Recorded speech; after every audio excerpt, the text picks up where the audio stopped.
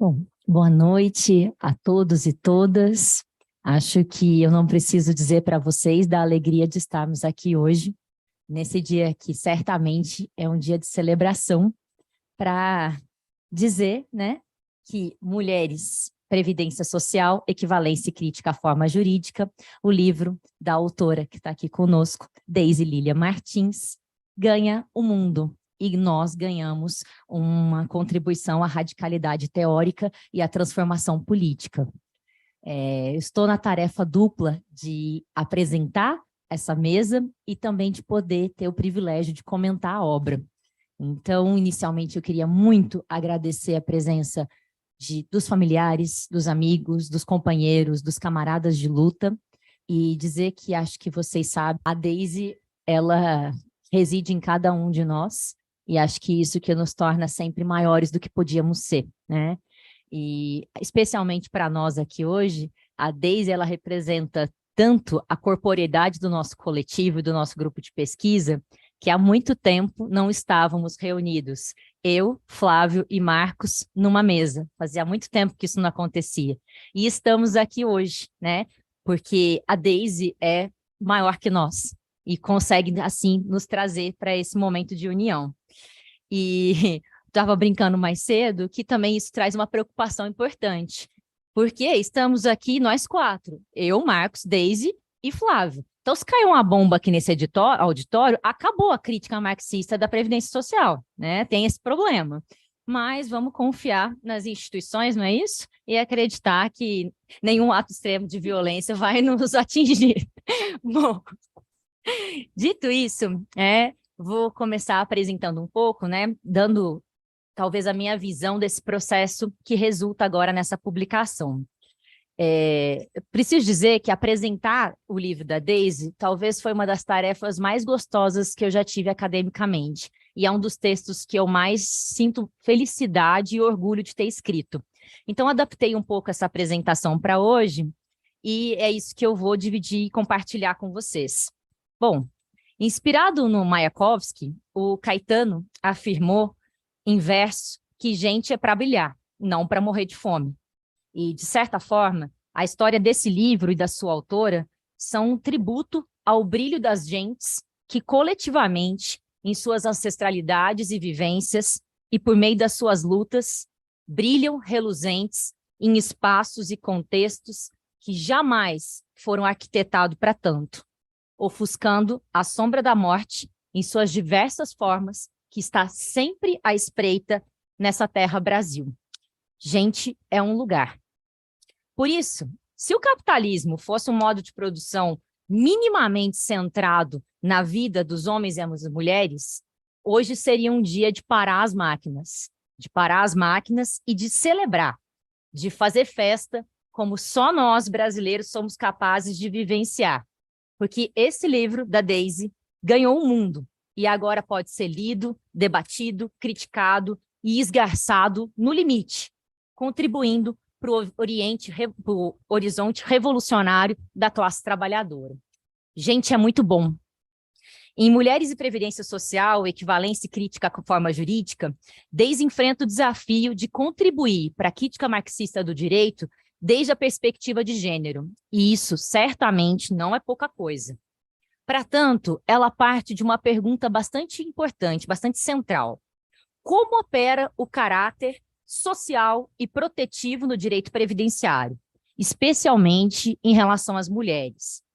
Se o leitor ou a leitora cata esse livro aqui desavisado, ele corre o risco de esperar um debate sobre jurisprudência progressista, sobre alteração de conteúdos normativos, sobre transformações constitucionais e como o direito se afasta cada vez mais dos princípios protetivos. Por isso que, desde logo, logo na sua introdução, a Deise avisa que não é para isso que se presta esse trabalho, que não é nesse horizonte que ele debate. E apresenta, desde o começo, os seus aportes teóricos pautados no Marx da maturidade e também no autor, um jurista bolchevique, chamado Pachucanes. Bom, por isso, esse antídoto já é anunciado nas primeiras linhas para que a gente saiba que a grandeza da Deise nunca caberia nos estreitos horizontes do direito burguês. Das estrelas se perguntarem se tantas são, cada estrela se espanta à própria explosão. A travessia teórica percorrida pela Daisy tem como fio condutor o esforço de compreensão acerca da força de trabalho da mulher no desenvolvimento histórico do modo de produção capitalista aqui no Brasil. Partindo da relação de equivalência, a Daisy desenvolve e constrói o conceito de equivalência previdenciária, em seu duplo caráter, seja no aspecto de financiamento da previdência social, seja no tocante aos benefícios, às prestações. E por meio dessa construção, ela critica de forma radical, indo à raiz, os conceitos de proteção social, solidariedade social, pacto de gerações, relacionando todos eles às necessidades de reprodução da sociabilidade capitalista. Ao direcionar esse arcabouço teórico-metodológico para a análise das conformações da forma jurídica previdenciária, no tocante, ao tratamento destinado às mulheres, a Daisy revela, na verdade, a fundamentalidade do trabalho reprodutivo, do trabalho que todas nós, mulheres, conhecemos muito bem, esse trabalho que se manifesta em todo o cuidado das atividades indispensáveis à existência da vida como nós conhecemos, não só da sua execução, mas de todo o seu planejamento. Então, a Daisy mostra que não existe possibilidade de trabalho produtivo sem o trabalho reprodutivo. E a partir dessa chave de leitura, que ela passa a aplicar a crítica da forma jurídica previdenciária, desde a perspectiva de gênero, para analisar alguns dos benefícios previdenciários que têm forte caráter de gênero, porquanto impactem diretamente, sobretudo, na sobrevivência da força de trabalho feminina, das mulheres. Então, ela analisa as aposentadorias, a pensão por morte e o salário maternidade, demonstrando a intrínseca relação entre esses benefícios e a capacidade de reprodução daquela que é a mercadoria que guarda todo o segredo do processo de valorização do valor, qual seja a própria força de trabalho, as nossas forças físicas e mentais que o capitalismo se apropria todos os dias. Bom, como vocês podem ver, o livro da Daisy, que agora ganha o mundo, é um contributo teórico revolucionário decisivo na radical tarefa de transformar o mundo e transformar transformar as vidas de Marinas, Betânias, Renatas, Dolores, Suzanas, Leilinhas e Dedés, também de Odaras, de Regianes, de Leilas, de Déboras. Em síntese, o que a sofisticada argumentação nos convida a refletir é que se gente quer comer, se gente quer ser feliz, é imperativo de urgência romper com a lógica da equivalência que organiza o mercado da compra e venda da força de trabalho, para que Maurícios, para que Lucilas, para que Gildásios, para que Ivonetes, Agripinos, Gracinhas e Zezés, para que Catarinas, para que Inês deixem de ser interpelados como sujeitos de direito e voltem a ser gente espelho da vida, doce mistério em suas especificidades. Por isso tudo, mulheres e previdência social, equivalência e crítica à forma jurídica, para mim, é o reflexo do esplendor da praxis da sua autora. E eu tenho privilégio de poder chamá-la de amiga e caminhar ao lado dela. Para mim, está certo que as estrelas estão no olhar de alguém que o amor escolheu para a gente amar. Obrigada, Daisy, pelo brilhantismo expresso na radicalidade e pelo brilho intenso dos afetos que nos unem. Parabéns.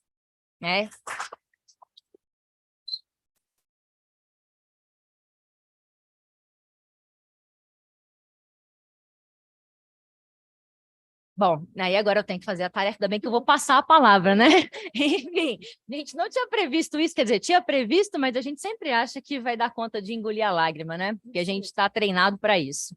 Mas, enfim, dito essa primeira apresentação inicial, eu vou passar a palavra para ela. Todos vocês estão aqui para ouvi-la, né? E para contar um pouco para a gente a história do surgimento desse livro e do processo de construção de uma dissertação de mestrado, que, como nós sabemos, é uma travessia dolorosa e bastante solitária, e que só tem sentido para nós na vivência coletiva do nosso grupo de pesquisa. Então, por favor, fique à vontade.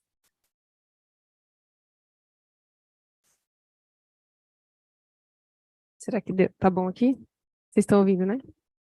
Obrigada, professora Júlia, pelas palavras. Sempre me emociono muito quando a gente tem essa troca, assim, de verdade. Obrigada mesmo. Enfim, estou bastante ansiosa, estava bastante ansiosa com esse momento assim, ver todos vocês aqui é um momento, assim, de muita emoção para mim mesmo, de verdade. Então, eu vou tentar respirar, conter as lágrimas, conter a emoção e seguir o meu roteirinho e ver até onde eu consigo seguir esse roteiro também, né? Eu não posso deixar de começar agradecendo a RTM, que é a editora que encampou esse projeto de publicação do livro, então agradeço aqui publicamente a editora RTM pela parceria na pessoa do Mário, né, e pela parceria com o próprio grupo de pesquisa que a editora tem sempre demonstrado muita confiança no nosso trabalho de pesquisa, então deixo aqui publicamente o agradecimento para a RTM.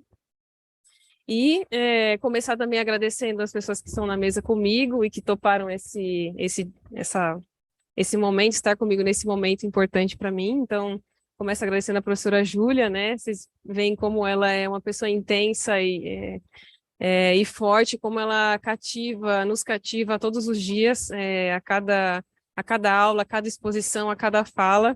E ela é assim com todo mundo e sempre. Então, imagina a emoção sempre de ter esse privilégio de ouvi-la de uma maneira mais recorrente que eu tenho.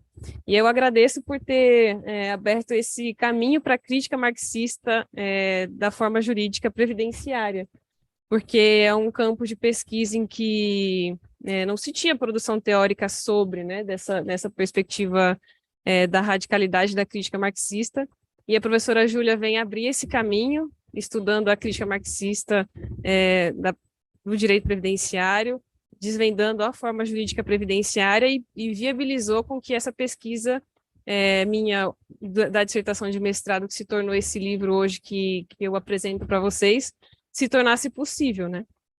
Então, agradeço por ter começado a trilhar esse caminho e viabilizado essa construção conjunta, né? Que é uma construção conjunta que não é só da evolução acadêmica, mas é também do afeto, do carinho, e assim, é uma professora que sempre quer levar a gente junto, quer colocar a gente para cima e colocar nos projetos e, e muitas vezes vê muito mais coisa na gente do que a gente mesmo consegue ver, sabe? Então, obrigada, professora. Agradeço também o Flávio, assim, que é o professor Flávio, Roberto Batista, que é o Flavinho, que é uma figura assim que me acolheu desde o começo, assim, nas minhas mais singelas dúvidas de pesquisa. Então, a gente se encontrava e conversava, sempre teve toda a paciência assim, do universo para me ouvir, né? E quem me conhece sabe que o quanto eu valorizo a escuta, né? As pessoas que me escutam também, né? Então, é a partir da escuta que se troca. Então, agradeço, Flávio, por você ter reconhecido em mim esse potencial, sabe? Desde o começo, e me escutado sobre questões tão básicas assim, seja da crítica marxista, seja da pesquisa em direito previdenciário em si. Inclusive, foi uma pessoa que me motivou a continuar com o recorte de gênero na pesquisa marxista, né? Então, inclusive, essa foi uma questão que foi colocada na entrevista para entrar na pós-graduação, e que é uma pergunta importante, né? Então, você vai pesquisar a questão marxista, a questão de classe, como que você vai enfiar gênero nisso, né? E ele foi a pessoa que me incentivou a seguir isso no direito previdenciário, que também é outra batalha, né? Então, obrigado por isso, obrigada por estar aqui. E agradeço também ao professor Marcos Orione. O que dizer do professor Marcos Orione, né? Meu orientador no mestrado e agora meu orientador no doutorado também. Mas, assim, eu o considero mais do que o meu orientador, assim, porque foi ele que, há mais de 10 anos atrás, abriu as portas da universidade pública para mim, assim, real, num contexto social em que o acesso à universidade pública para pessoas periféricas e, sobretudo, mulheres periféricas era muito mais dificultoso, se a gente pensar 10 anos atrás, né? Talvez 2010 para cá, uns 13 anos, um pouco mais. Então, o professor Orione, ele tem uma importância muito grande para mim por ter viabilizado esse acesso e ter, de alguma maneira, cuidado da gente, né? Assim, dado os caminhos acadêmicos para que a gente se mantesse firme na academia e isso, de alguma maneira, viabilizou com que eu sentisse confiança, né? Confiança pessoal e teórica para propor um projeto de mestrado, né? Que demorou anos também para que se viabilizasse. Então, não foi assim, eu me graduei e já apresentei, foi um processo e ele esteve nesse processo comigo sempre, né? Por meio do grupo de pesquisa. Então, eu agradeço, né? A gente sabe, né, enquanto marxista, que a gente não pode cultuar personalidades, porque não faz sentido para nós, e isso é real. Mas, subjetivamente, eu guardo um carinho muito grande pelo professor Marcos Orione. Então, isso eu preciso dizer, né? Entendendo toda a complexidade que isso existe, mas é o que eu sinto e é o que eu tenho vontade de te dizer nesse momento, né? Um carinho muito grande por ter acreditado no potencial, no meu potencial lá atrás, aquela menina catarrenta, como dizem lá em casa, né? Aquela catarrenta lá atrás, você confiou no potencial dela e isso viabilizou com que eu estivesse aqui hoje, assim. Então, obrigado por isso, por ser quem é e por todo o processo e por estar aqui hoje. Bom, além disso, também gostaria de agradecer a professora Sayonara Grillo, que não está presente, etc., mas ela contribuiu de forma muito bonita assim, com o processo da pesquisa e da conversão dessa pesquisa em livro. Ela me honrou com a orelha do livro, então ela fez a orelha do livro, que vocês vão poder ler. E ela também participou da minha defesa, da dissertação, então ela trouxe contribuições muito importantes assim para a reflexão e é uma professora muito parceira do grupo, assim, que a gente gosta muito, então gostaria também de agradecê-la publicamente. Bom, feitos esses agradecimentos iniciais, eu gostaria de começar essa minha fala, que vai ser bastante breve, com uma dedicatória desse lançamento, né? Então, eu queria dedicar esse lançamento para duas mulheres, que eu tenho assim como figuras que são referências pessoais para a minha vida, mas também referências de luta, e de luta das mulheres, do direito das mulheres, inclusive, e sobretudo das mulheres negras, e que representam assim uma esfera de militância importante para mim e de aprendizado, né? Então são elas a Eliette Ferreira, que é trabalhadora doméstica e dirigente sindical. Hoje ela está vinculada ao Sindicato das Trabalhadoras Domésticas de Piracicaba. Então eu dedico esse momento de lançamento para ela, por ela ter contribuído com a minha escolha em fazer o recorte de gênero, em pensar o trabalho doméstico, em pensar o trabalho reprodutivo. E a segunda pessoa que eu dedico esse lançamento hoje, esse momento de hoje, é Cleone Santos, em memória, que era militante do Mulheres da Luz, que é um grupo, uma organização que acolhe mulheres em situação de prostituição, sobretudo no bairro da Luz, e ela militava nesse movimento há muitos anos, então ela tem uma importância muito grande para essa luta. Infelizmente ela partiu, né, desse mundo físico, nos deixou em maio desse ano, mas certamente ela deixou um legado muito grande para mim pessoalmente e também para a luta das mulheres como um todo. Então, também dedico para Cleone Santos esse dia, esse lançamento. Bom, agora passando um pouco para conversar com vocês sobre esse processo de escolha do tema, né? Então, o livro se chama Mulheres e Previdência Social, Equivalência e Crítica à Forma Jurídica. A professora Júlia trouxe alguns elementos sobre o livro. E eu queria complementar trazendo um pouco assim dessa minha angústia, né? De por que pesquisar esse assunto, né? Por que pesquisar esse tema?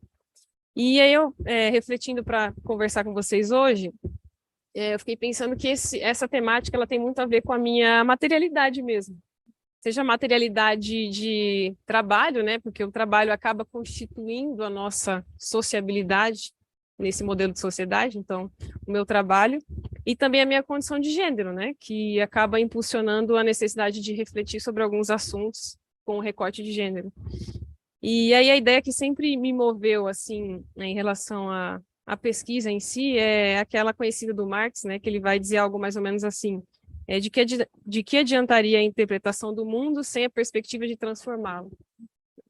Então, isso me move, assim, para pensar o direito, né? De que adianta eu pensar o direito de uma maneira que vai reproduzir uma lógica que é uma lógica que me oprime, que me explora, né? Então, de alguma maneira, essa frase também me motivou. E aí, propor uma contribuição crítica marxista do direito, especialmente no âmbito dos direitos sociais, que é um campo do direito em que é tido como um campo que vai conferir proteção social aos trabalhadores em geral, é uma tarefa bastante desafiadora. E ainda quando você bota um recorte de gênero, é mais desafiador ainda. Então, a minha motivação maior foi compreender o que fundamenta as diferenças entre homens e mulheres na legislação previdenciária. Então, vocês conhecem certamente diferenças para aposentadoria, por exemplo. Então, mulheres se aposentam com uma idade menor e com tempo de contribuição menor. Então, a minha angústia era, por quê? Qual que é a diferença? Quais são os fundamentos dessa diferenciação entre homens e mulheres na Previdência Social? E existem algumas respostas comuns para esse questionamento, especialmente aquela que vai dizer que o legislador trouxe um tratamento diferenciado para as mulheres, porque ele precisa, porque de alguma maneira ele está compensando desigualdades sociais, e essa compensação das desigualdades trazida pelo legislador, ela é colocada para a gente como se fosse uma benesse do legislador. É uma benesse que as mulheres precisam agradecer por trabalharem menos para se aposentar e por contribuírem por menor tempo para poder se aposentar. Isso sempre me incomodou muito, essa perspectiva.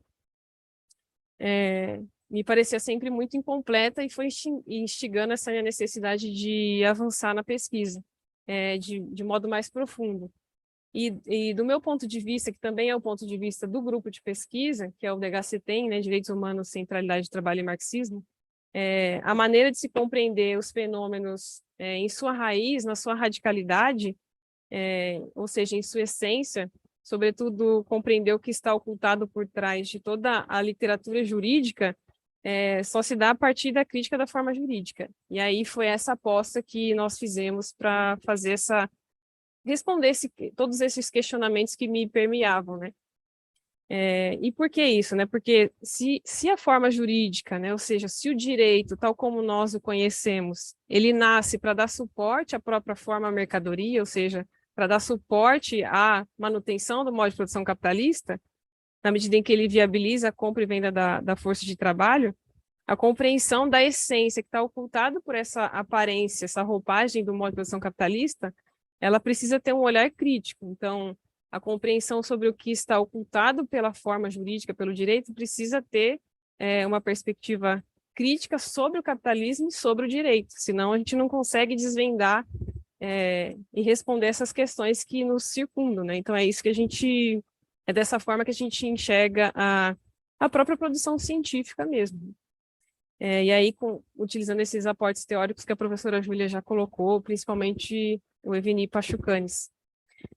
Então, somente a partir da utilização do método materialista histórico dialético foi possível concluir que essa posição das mulheres na previdência social não era, na verdade, uma forma de conferir proteção social às mulheres ou compensar desigualdades ou algo do tipo, ou uma benesse do legislador.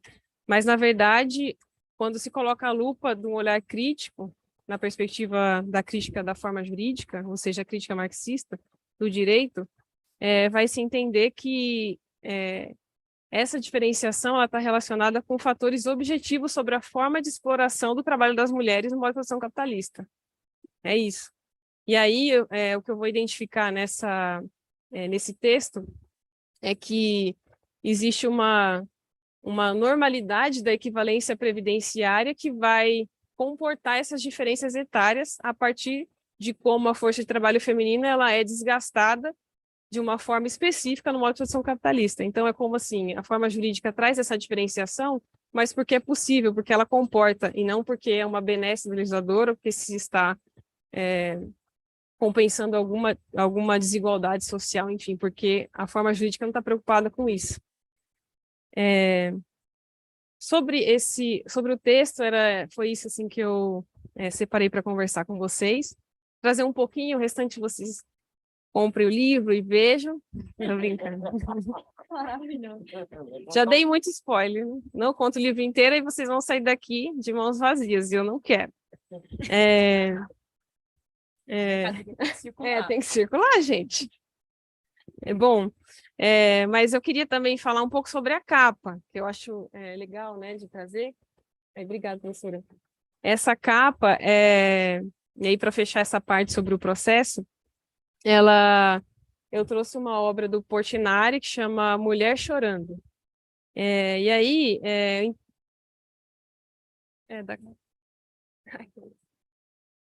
eu acho que vai aparecer. Ele chama Mulher Chorando, que é do Portinari, é uma... Eita! Aí. E aí, ela é uma obra de 1947 do Portinari, e eu acredito assim que ela representa muito sobre o que o texto traz. E aí, essa escolha foi uma indicação de uma amiga, a Regiane Macedo, que está aqui, a Rê, e foi até meio que engraçado, né? Porque eu estava resmungando para o livro aparecendo. Deu certo.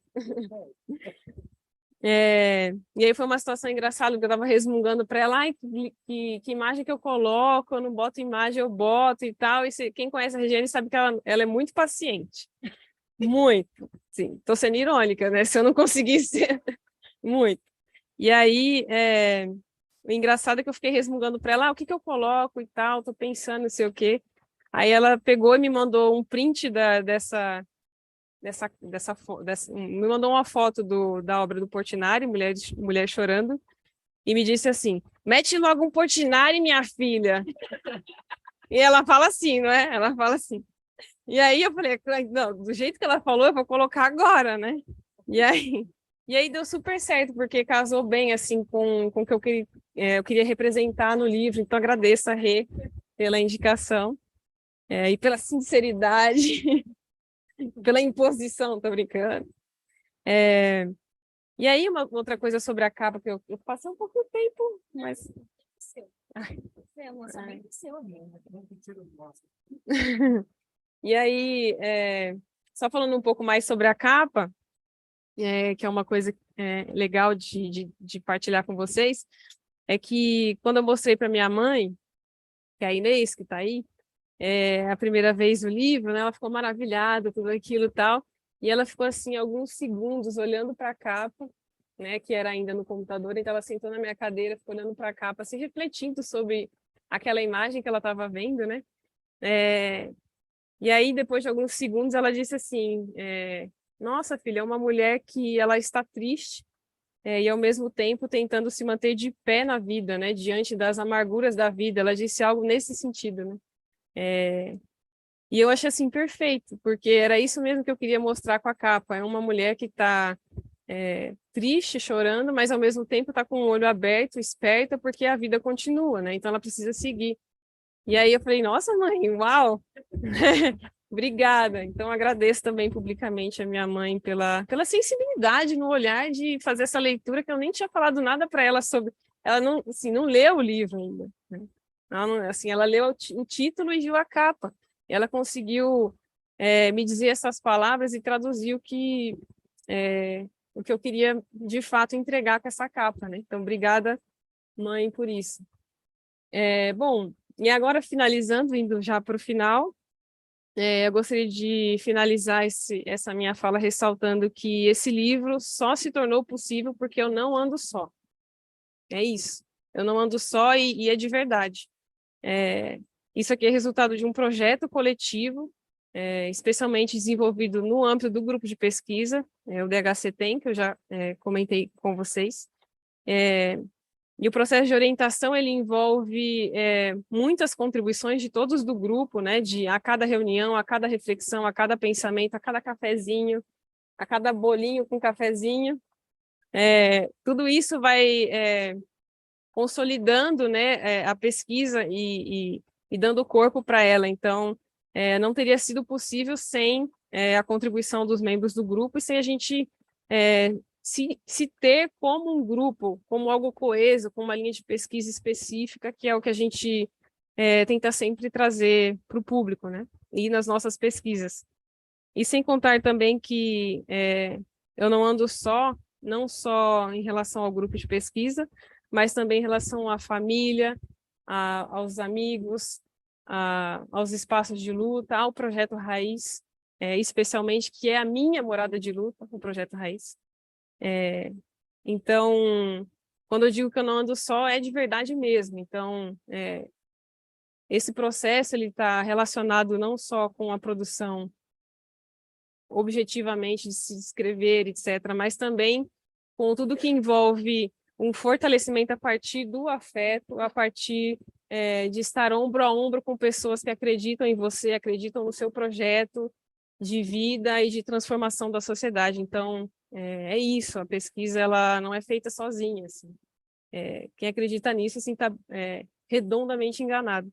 Então, essa pesquisa é isso, né? Feita a várias mãos, né? Eu escrevi, tive o orientador que foi irretocável e com um processo de orientação irretocável tive, mas ela é feita a várias mãos, sabe? Então, queria finalizar essa minha partezinha dizendo isso e agradecendo a presença de vocês aqui. Obrigada, era tudo isso.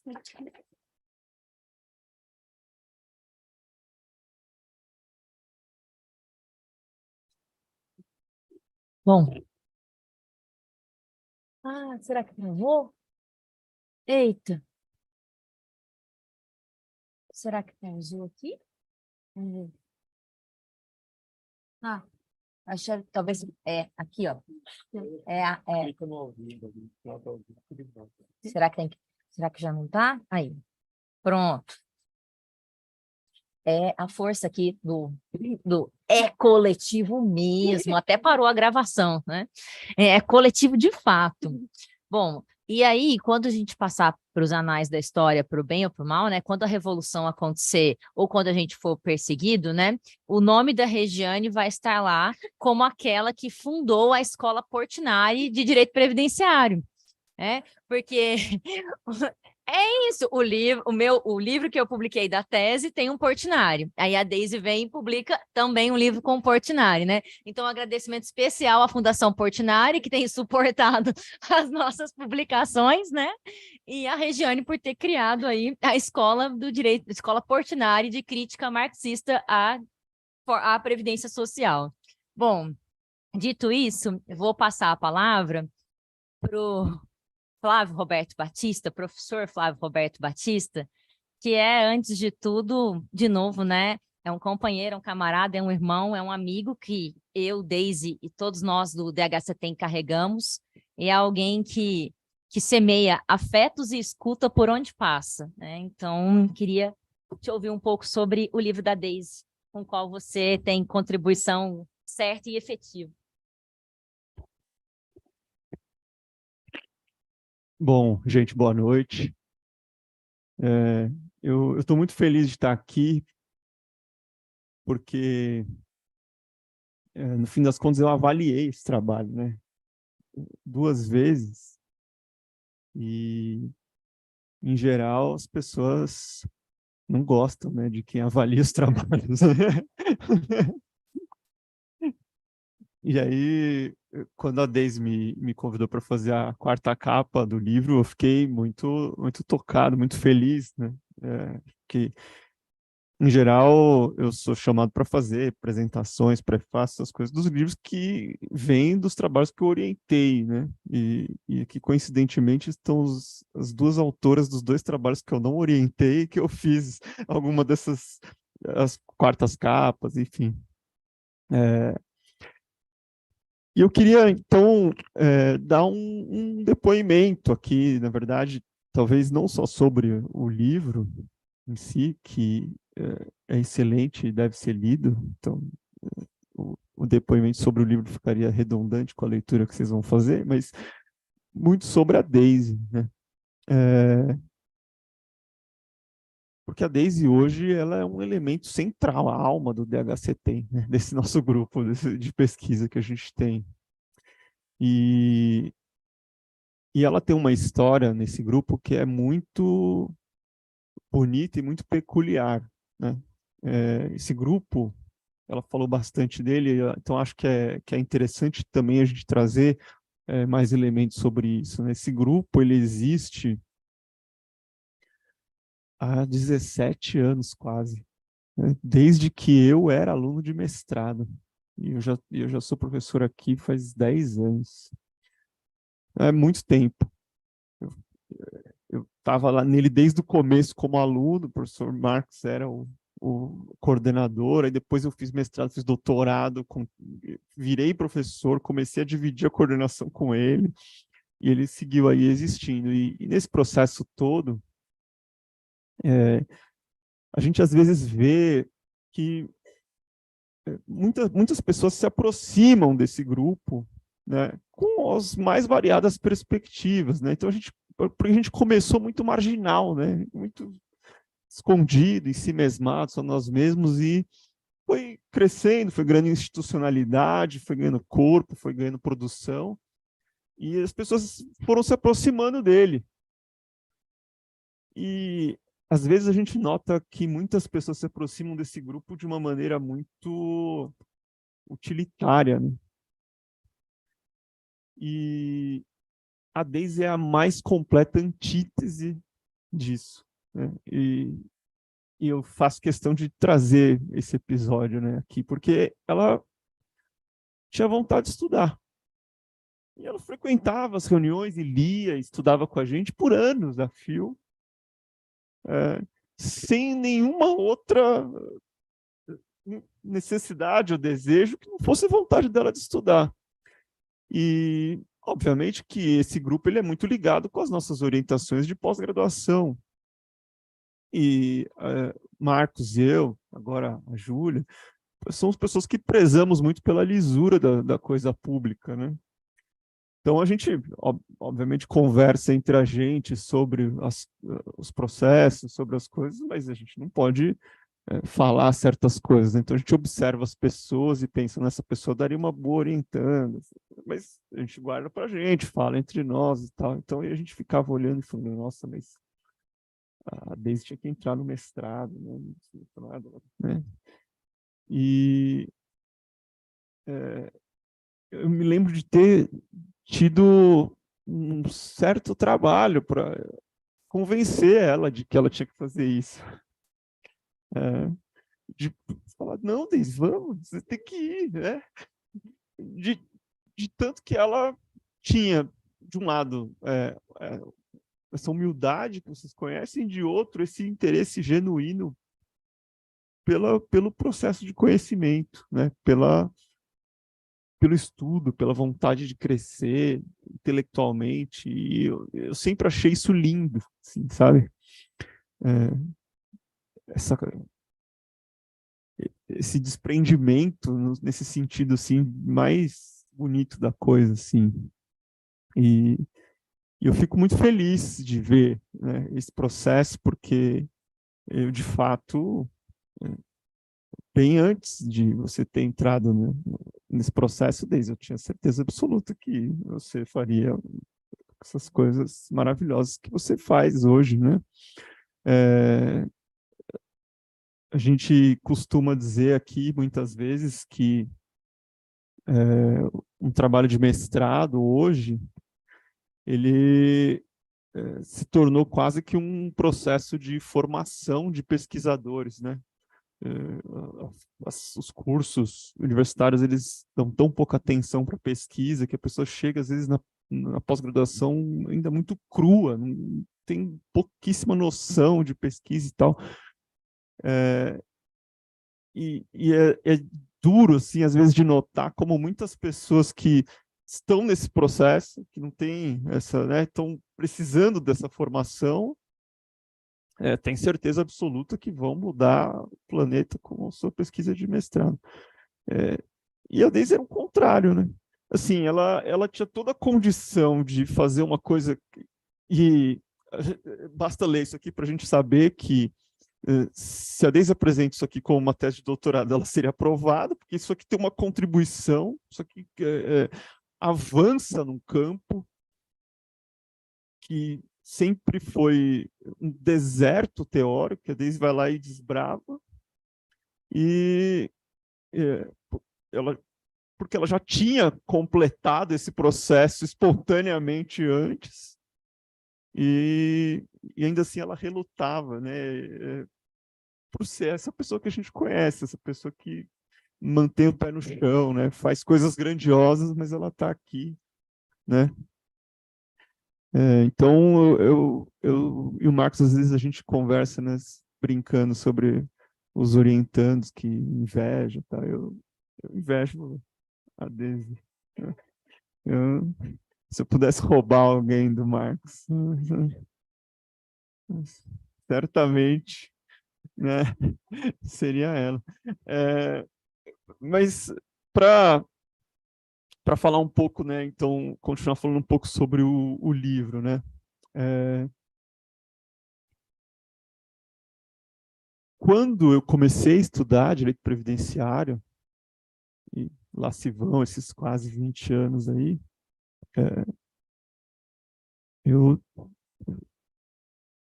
não tinha com que estudar, né? Assim, era uma coisa terrível, porque quando a Daisy vem aqui e fala como se fosse a coisa mais simples do mundo, e né?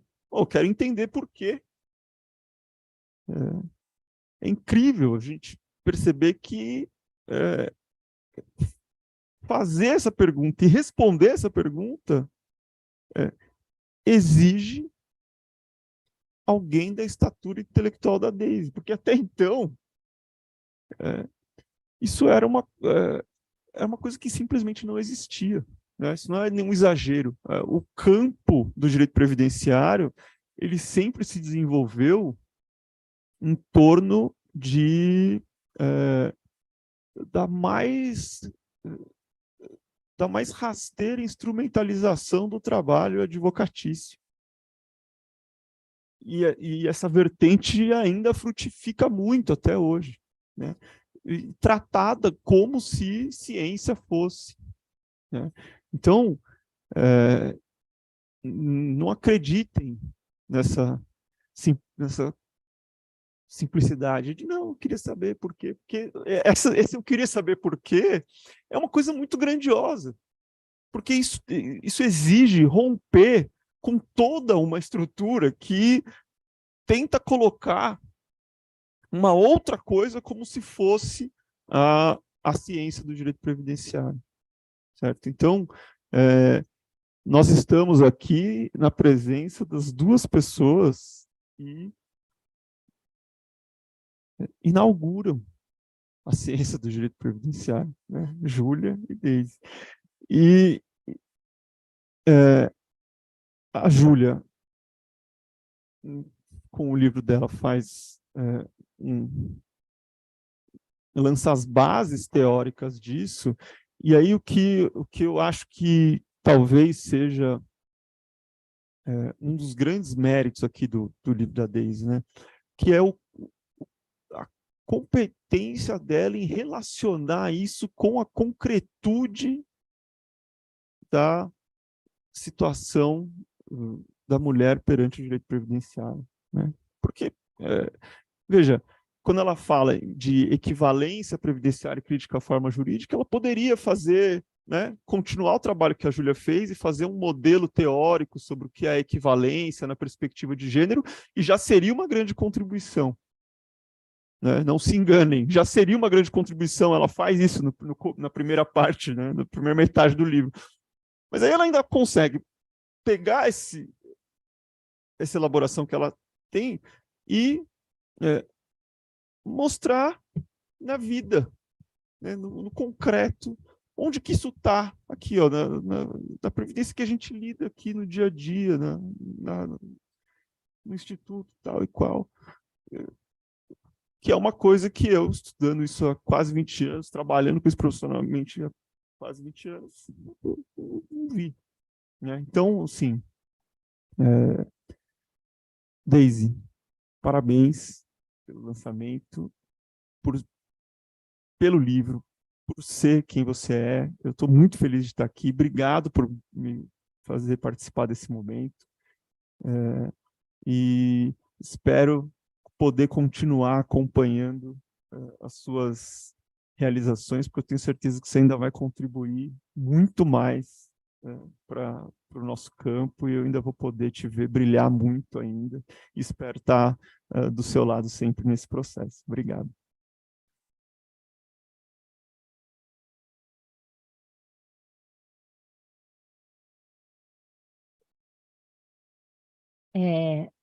Talvez vocês conhecem a Daisy, mas não conhecem a gente, né? Mas especialmente hoje é um dia de muita emoção real para mim, para o Flávio e, enfim, para o Marcos, porque, na verdade, de alguma maneira, é como se a gente também olhasse o nosso processo.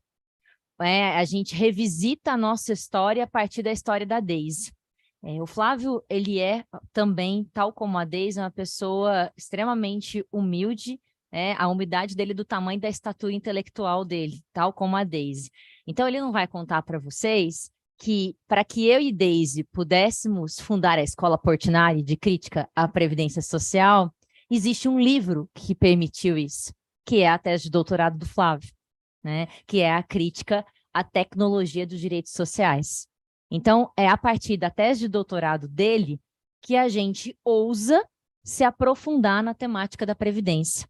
O que ele faz, toda a construção teórica para chegar na ideia de seguridade social e inicia os traços da crítica à assistência, à saúde e à Previdência, é a partir dali que eu e a Daisy encontramos a travessia teórica para chegar à Previdência. Eu faço isso de uma maneira, de uma teoria geral, e a Daisy traz a concretude, sobretudo pela perspectiva de gênero, né? E estão aí convidando pessoas para entrar em contato com a Fundação Portinari e publicar novos livros, que há trabalho para ser feito. Como disse o Flávio, esse é um terreno que ele não é um terreno em disputa, ele é um deserto, né? E é um deserto que se faz deserto para que continue prestando as funcionalidades que presta, que é exatamente de empobrecimento, de exploração da classe trabalhadora.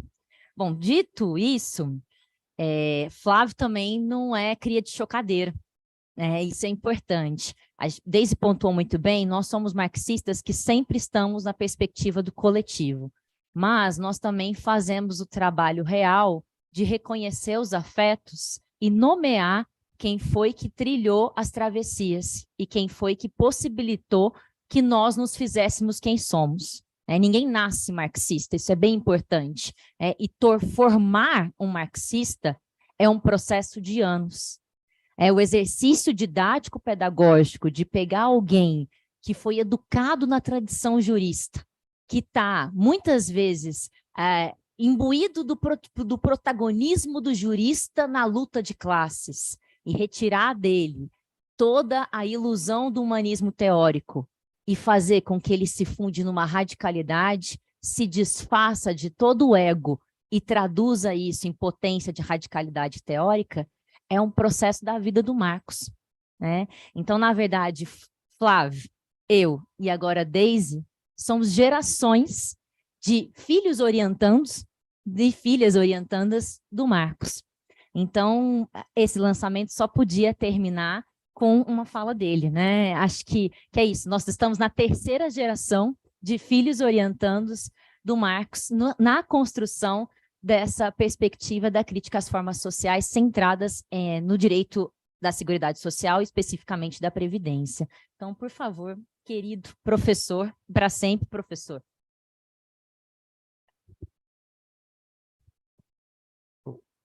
Olá, gente. É duro, né? Esse momento é um baita momento, né? Caraca, é um baita momento. eu poderia falar das coisas de muito jeito, né? Porque eu virei um contador de histórias. Eu estou naquela fase que a gente começa a contar histórias já fica aquela coisa de... Então, eu me lembro uma vez um menino que veio aqui, ele falou assim, professor, vamos contar a anti-história da faculdade de Direito? Ele falou isso para mim. Eu falei assim, mas o que você quer de anti-história? Eu falei assim, não, as briguinhas, não sei o que lá, etc, etc. Eu falei assim, não, tá bom. Então vamos fazer uma outra coisa. Vamos contar uma anti-história a partir de um processo de luta, né? E assim, eu acho que a gente tem o dever, sabe, de mostrar para as pessoas por que esse momento é maior do que a Deise, do que mim, do que é Flávio e a Júlia e de todos que estão aqui. De entender na história da Deise, nesse contexto, a grandeza desse momento. Vocês não têm ideia do que está acontecendo aqui hoje, assim.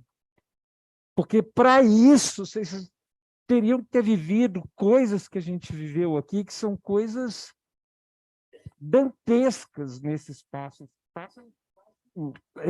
Gravíssimo de tirania, mas que é um espaço que se coloca como se fosse um espaço de acolhimento, sempre democrático. Agora vem os negros, agora vem, sabe, é sempre um espaço que quer parecer que ele é que é o protagonista, sabe? E esse momento com a Deise aqui fazendo o que ela está fazendo, apresentando esse livro, ele faz parte de um processo, um momento, um processo histórico de verdade. E, assim, muito honestamente, as histórias, mesmo as anti-histórias que são contadas aqui, são bem fake, sabe? Assim, tipo, bem falsas mesmo. E aí, quando eu insisto com as pessoas, venham, estejam com a gente, sabe? Mesmo no nosso próprio coletivo, cultivem o que vocês estão fazendo, ocupem espaço. Eu, Júlia e Flávio, nós sabemos que é uma luta por território. Vou aproveitar uma coisa que a gente... Luta de territorialidade mesmo, né? Porque se deixar, os caras fazem disso daqui, que é uma universidade pública, estão fazendo um espaço privado. Isso aqui é um espaço privado. Então, esse é um dos raros momentos em que isso aqui não está sendo privatizado. É um dos raros momentos. Agora, se vocês pegarem o trajeto que foi para que nós pudéssemos chegar aqui, nós nos conhecemos desde quando? 2010. Em 2007, essa faculdade foi ocupada pelos movimentos sociais numa noite pela educação. Os movimentos fecharam as portas e falaram, nós vamos fazer uma noite pela educação que está acontecendo no país inteiro, que era pedaço de uma luta nacional pela educação. Pois esse aqui foi o único espaço em que os movimentos sociais foram expulsos pela polícia militar. A polícia militar entrou aqui, expulsou os movimentos sociais, e aqueles que os defendiam juntamente. Então, tem que se saber que, em 2007, isso aqui era um lugar em que as pessoas estavam apanhando, porque estavam lutando por educação pública e popular numa universidade pública e que deveria ser popular. Então, a história da Deise começa em 2007, que é quando ela é expulsa daqui. Ela estava sendo expulsa naquela noite daqui. Ela podia não saber, ela poderia estar num lugar qualquer, mas ela estava sendo expulsa daqui em 2007. E a gente lia, eu tive acesso aos e-mails dos alunos, porque eles tinham grupos, hoje não existia WhatsApp, mas eram grupos de e-mail, e eles falavam assim, eu não quero mais, será que os funcionários vão dedetizar o ambiente e passar álcool naquelas cadeiras que aqueles pretos imundos sentaram? Era isso que estava escrito nos e-mails trocados pelos alunos dessa casa. Registrados, estão lá comigo, na minha caixa, alguém falar alguma coisa, essa é a anti-história da Faculdade de Direito, que é a expulsão da Deise. A Deise estava sendo expulsa pelos alunos daqui em 2007. Uma sala de aula expulsa por um professor chamado Grandino Rodas, que virou reitor, como se fosse um mérito expulsar movimentos sociais do espaço público. Você ganha a reitoria como sendo o seu prêmio. Se alguém quer contar a história, essa é a história que tem que ser contada. Numa congregação em que todo mundo se levantou para apoiar, fazer uma moção de apoio. E eu levantei e falei, peço desculpas, mas não quero participar disso. O único voto dissidente. E depois disso, o secretário de polícia aqui do estado, na época, mandou um recado para mim, dizendo que a gente estava de olho naquele careca. Então, é desse lugar que a Deise estava sendo expulsa em 2007. É nesse lugar que hoje fala em acolhimento de pretos, pobres e provenientes de escola pública, indígenas, perdão. É esse lugar que não queria a Deise. É nesse lugar que os movimentos sociais depois desceram aqui e colocaram uma faixa contra cotas só racistas. E os alunos da faculdade se sentiram indignados quando o Movimento Negro Unificado colocou essa... E a gente foi para uma congregação que não foi fácil fazer as pessoas aprovarem a cota. Hoje todo mundo acha que eles têm paternidade, é moderninho, não sei o que lá e tudo mais. Por quê? Porque hoje a política de permanência aqui é a privatização pelos escritórios, esses mesmos que abusam de alunos e alunas numa relação tóxica. Isso é a política de permanência aqui de pretos, pobres e de provenientes de escola pública, corroboradas por políticas como adote um aluno ou faça um fundo, que depois vai para a Bolsa de Valores para permanência, um fundo horrível, capitaneado pelos professores dessa casa, e que tem como mote, aposte num aluno pobre, porque depois ele vai fazer uma pesquisa, que é uma pesquisa que eles acham interessante. Essa é a faculdade que expulsou Deise várias vezes. Essa é a faculdade que dizia para Deise que ela não deveria ficar aqui, que, portanto, ela precisava mesmo, e por isso o DHCT é um exemplo, sim, de um nível de acolhimento, porque senão ela se sentiria expulsa cada dia que ela vinha tentar fazer aqui pesquisa.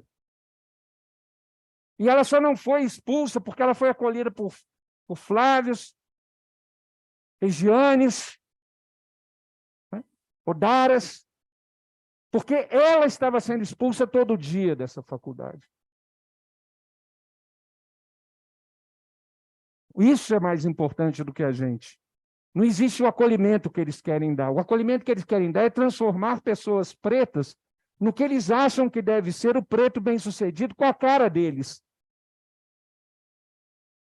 E não os negros com as suas origens, suas raízes. Esse não pisa aqui, porque eles deformam. Eu falei isso numa aula, na primeira aula como titular dessa faculdade. Os alunos resistam, porque eles vão querer que vocês tenham a cara deles. É esse o lugar que vocês estão sentados.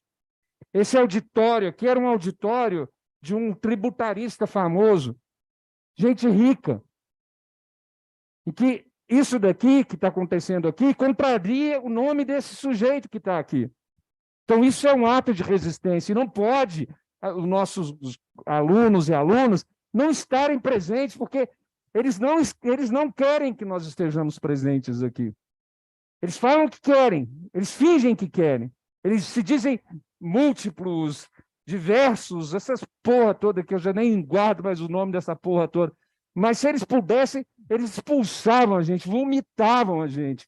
Mas cada vez que eles vomitarem, a gente volta para intoxicá-los de novo. A nossa presença é a toxicidade deles.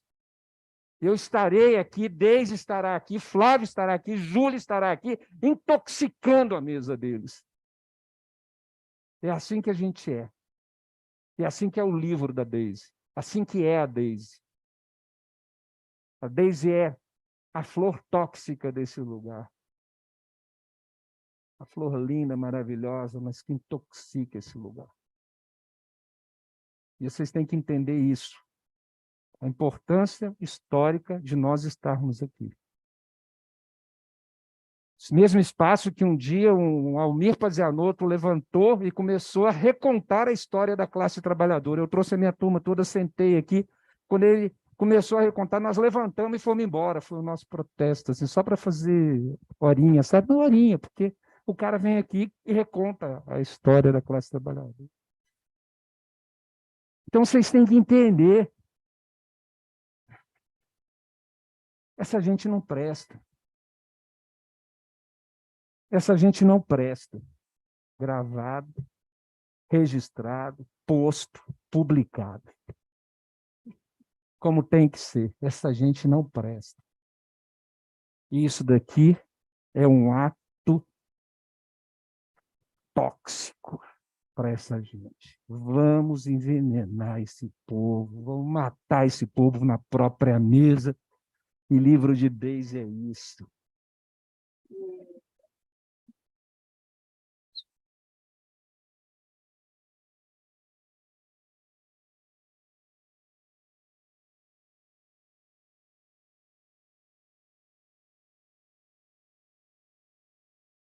Bom, você quer falar mais alguma coisa, flor tóxica?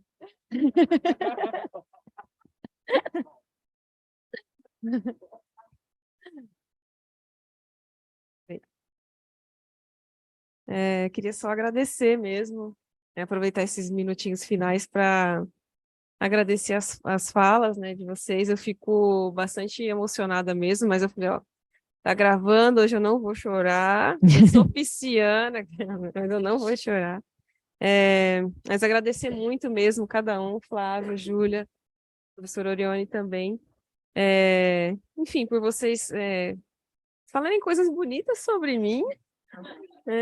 Eu estava conversando com algumas pessoas antes e dizendo, né, eu não estou acostumada com essa tensão, né, e a gente, sendo marxista, a gente se acostuma mesmo a entender tudo, todas as coisas como construídas coletivamente, né, mas esse é um momento também importante, né, pelos motivos que o professor Marcos falou, mas também de uma importância pessoal, né, de pensar, de olhar minha trajetória, minha história de vida, da minha família, dos meus, e identificar o quanto esse momento é importante, né, de consolidar toda uma trajetória, uma história num livro, né, um livro, assim, que a gente pode considerar o primeiro da família, vamos dizer assim, né, então é um momento, assim, de muita emoção para mim, e eu só queria finalizar agradecendo mesmo a presença de todo mundo, agradecendo mãe, por você estar aqui, a família de sangue, a família que não é de sangue, mas é aquela família que a gente escolhe ter,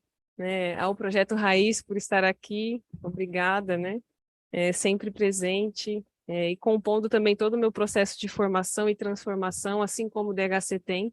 Então, agradecer todas as esferas, todos os meus amigos, companheiros de luta, e é isso, né, e agradecer também a presença das pessoas, né, que não puderam estar aqui fisicamente, mas que me pediram link da transmissão, que eu tenho certeza que estão acompanhando pelo YouTube também. Acho que é isso. Obrigada, pessoal, e é isso, professora.